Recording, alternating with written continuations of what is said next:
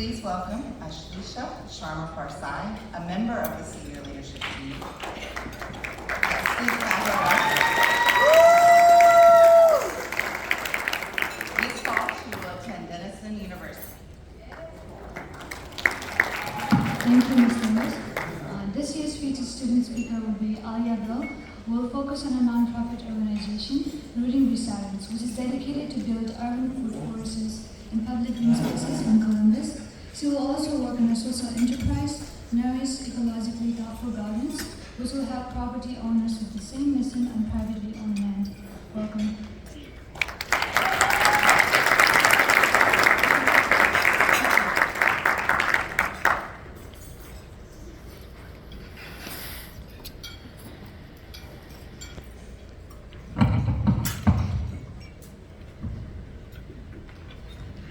Good morning, cause administration, students, teachers, family, and friends.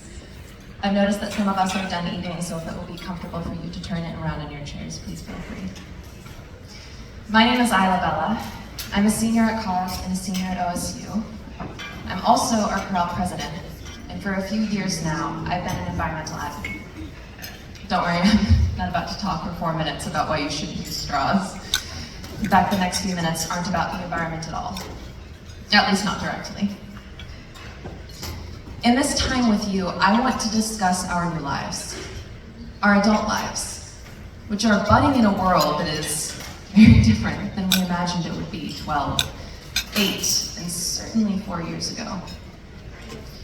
It has its blessings, it has its curses, and from now on, we have a choice. We can join the masses of people who talk about how terrible the world has become. Or we can have the courage to envision something more.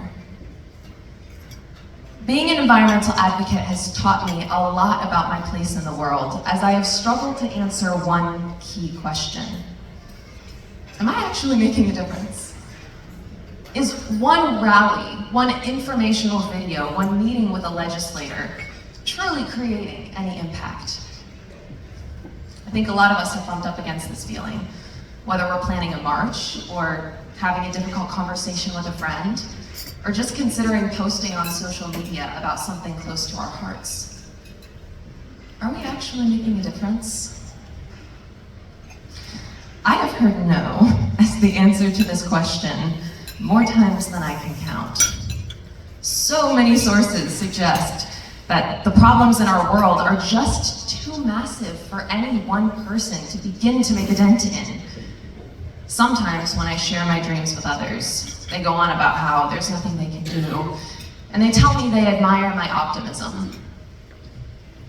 I don't know if anyone here has had someone tell you they admired your optimism, but that just means they think we're naive. If you want to go a little deeper, it means they'd like to discredit the notion that there is any hope for a better world. Because if the world is too screwed up to change, they're excused from trying. After recognizing this, I began to see this realism for what it really was. Privilege. What a privileged perspective to think we can just give up on the things we believe would make the world a better place. And don't get me wrong, I'm not saying that everyone who isn't marching in the streets every weekend is privileged. There's a difference between acknowledging a problem, yet recognizing you don't have the energy to act at this moment, and just giving up entirely. Well, class of 2023, I believe that giving up is an indulgence we cannot abide. Because every day, the world, both the blessings and the curses, are becoming more and more ours. It is becoming ours to restore, to nourish, to treasure, to cultivate. This responsibility is falling to us. So we must reject the notions that pessimism is the most realistic worldview, that giving up is an acceptable course of action, that standing for a more just, sustainable, resilient world is naive. The time has come for us to embrace optimism Not blind, ignorant optimism. Not the optimism that says, oh, they'll fix it. Not the optimism that's just another avoidance strategy. Resilient optimism. Optimism that things will improve because we will make them improve. Optimism that our little actions are worth doing. Optimism that we will continue to wake up to and wield the power we hold. We want to know if our actions are truly making a difference. But does that really matter? What if we act not because of the tangible outcome, but simply because we owe it to our ancestors, our descendants, each other, and yes, to ourselves, to try?